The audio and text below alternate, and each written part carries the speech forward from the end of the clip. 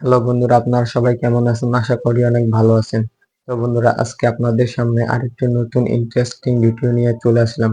তো বন্ধুরা, আজকে আমরা যে ভিডিওটি দেখব, এই ভিডিওটির টপিক হচ্ছে রেকর্ড করলো ওমরের নতুন video, Omar on fire new video review. তো বন্ধুরা, কয়েকদিন আগে ওমর অন ফায়ার ভাই নতুন একটি ভিডিও বানিয়েছে, আর এই ভিডিওটির নাম হচ্ছে ট্র্যাজেডি অফ ঘোস্ট চঞ্চলা।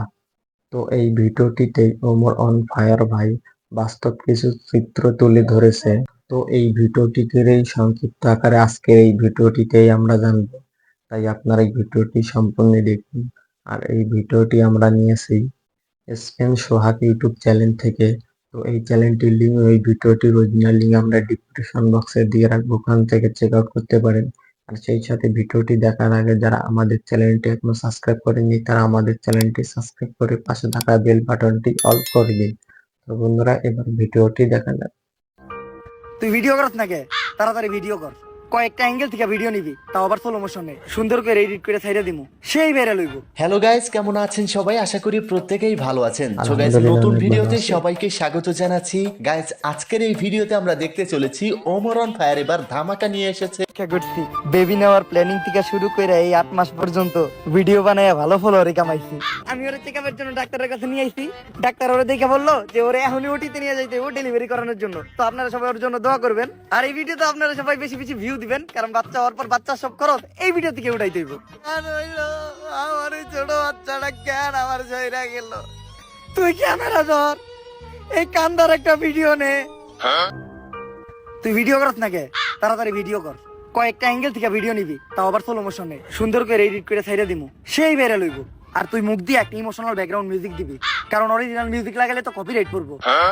সাজিয়ে গুজিয়ে দে মোরে সজনী তোরা, সাজিয়ে গুজিয়ে দে মোরে।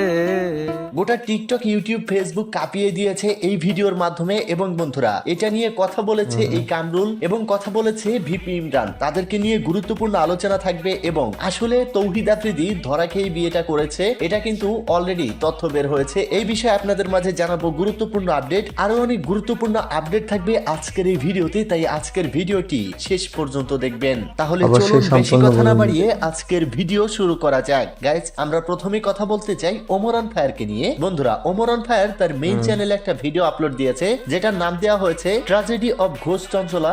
গাইজ, এই ভিডিওতে আসলে মূলত লাস্টের যে পার্টটা, সেই পার্টে কিন্তু কামরুল জিন্নাতের যে ভিডিওটা ভাইরাল হয়েছিল, এই বিষয়ে একটা শিক্ষণীয় ভিডিও ওমর অন ফায়ার বানিয়েছে।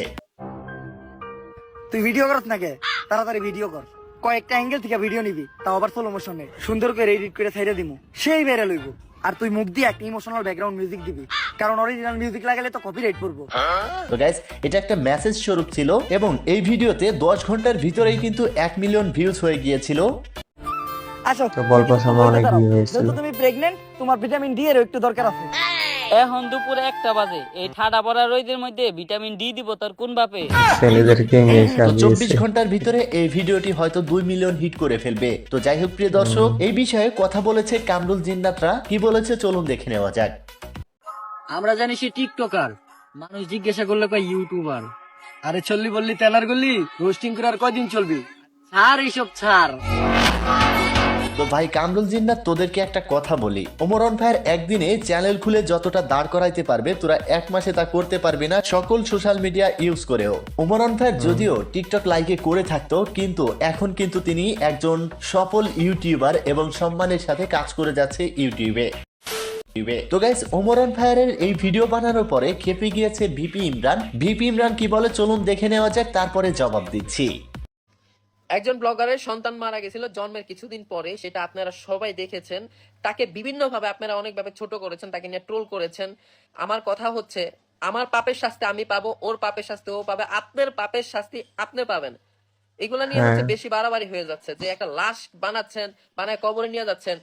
বিষয়টা হচ্ছে কিছু কিছু এগুলা বিষয় হচ্ছে কিয়ামতের আলামত। কিছু বস্তির পোলাপান এগুলা তৈরি করতেছেন। দেখেন, যারা এই বস্তির পোলাবাইনকে এইগুলা কাজ করতেছেন, যে ইসলামকে ছোট করতেছেন, একবার বিবেক খাটায় দেখেন, ভিউয়ের জন্য আপনারা ইসলামকে ছোট করতেছেন। তো গাইস, এই ভিপি ইমরানকে নিয়ে আসি। সে যেহেতু ইসলাম নিয়ে কথা বলছে, তার বউয়ের যে পাছা সবাই দেখছে, সামা সবাই দেখছে, এটা নিয়ে কোনো কথা হচ্ছে না। ইসলামে কি এসব উপস্থাপন করা যাবে? এটা এই ভিপি ইমরানকে কে বোঝাইবে? ভাই বেশি কিছু বলতে চাই না, যাদের লজ্জা নেই তাদেরকে নির্লজ্জ বলা হয়, তার একটা প্রমাণ হচ্ছে এই ভিপি ইমরান এবং কাপুল ব্লগারেরা।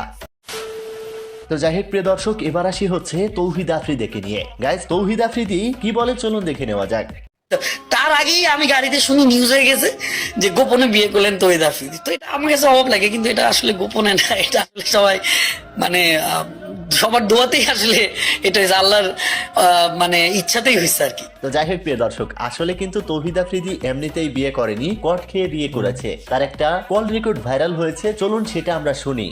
বিয়ে করে ফেলছে, ওই মেয়ে প্রেগনেন্ট, এখন ওর ফ্যামিলি চাইতেছে আমার নামে মামলা দিতে। ওর ফ্যামিলি এখন মামলা দিতে যাচ্ছে। তো বুঝতে পারতেছেন, এই স্বৈরাচারের পক্ষে কথা বলা তৌহিদ আফ্রিদি আসলে কট খেয়ে বিয়ে করেছে। তো গাইস, এই তৌহিদ আফ্রিদি সম্পর্কে আপনাদের কি মতামত কমেন্ট বক্সে লিখে জানাবেন।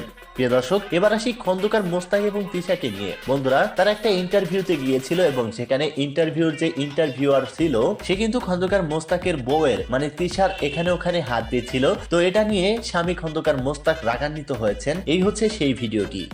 গায়ে টাচ করে কথা বলছেন। আরে আমি তো হঠাৎ করে না না, এটা তো ঠিক না। আমি আপনার অনুষ্ঠানে এসেছি, আপনি তো সব সুযোগ দিতে পারেন না। ভাই এখানে এত মানুষের ভিড়ে আমি কি সুযোগ দিব? আমি না না, কেন? না না, হঠাৎ করে এইভাবে টাচ না না, আমরা এগুলো পছন্দ করি না। না, আপনি একেবারে এত পছন্দ করি না। কনজারভেটিভ হলে আপনি যে ধরনের কিছু করেন সেটা আমি বুঝি আমি নাই। কি ধরনের আমার সাথে লক্ষ লক্ষ মানুষ আসে, আমি কি আসলে লক্ষ ধরনের লক্ষ মানুষ, আমি লক্ষ লক্ষ মানুষের মতো না। আমি খন্দকার মোস্তাক এক্সেপশনাল একজন মানুষ। হ্যাঁ, এটা আমি বুঝতে করলামটা পারেন। কি? আমি তো না না না, এটা আপনি ঠিক করেন না। আরে ভাই আমি করলামটা কি? না, আপনি কেন গায়ে টাচ দিয়ে কথা বলেন? কোথায় কাজ? আমি টাচ করছি তোমাকে? নো, এটা আপনি করতে পারেন না। আমি জাস্ট এইভাবে করে আবার হাত দিচ্ছেন আপনি। আবার হাত দিলে কি হবে? রসগোল্লা নাকি? না না, আমার কাছে রসগোল্লা। আপনার কাছে রসগোল্লা, আপনি গিয়ে খান গিয়া। না তো আমি তো খাচ্ছি। তারপর আমি তো জানি না আপনি। না না, আমি এখানে থাকবো না। ফাইজলামি করেন। আমি এখানে থাকবো না। আপনার সাথে আমি কি না, আমি থাকবো না এখানে। তো গাইস, স্বামী যেমনই হোক, যত বয়সী হোক না কেন, বউকে পর্দায় রাখা আসলে স্বামীর দায়িত্ব। কিন্তু যেহেতু খন্দকার মোস্তাক তার বউকে উপস্থাপন করে বেড়ায় অনলাইনে, তো এটা তাদের কাছে কিছু না, তারা এটা ভাইরাল হওয়ার জন্যই এমনটা করেছিল। তো যাই হোক প্রিয় দর্শক, এই ছিল আজকের গুরুত্বপূর্ণ আপডেটগুলি। আশা করি আজকের ভিডিওটি আপনাদের কাছে ভালো লেগেছে। ভিডিওটি ভালো লাগলে অবশ্যই একটা লাইক করে দিবেন। চ্যানেলে নতুন হলে রিকোয়েস্ট করব চ্যানেলটি সাবস্ক্রাইব করে রাখার জন্য। অবশ্যই দেখা হচ্ছে সাবস্ক্রাইব করুন। পরবর্তী ভিডিওতে। ততক্ষণ আর ভালো থাকুন, সুস্থ থাকুন, খোদা হাফেজ।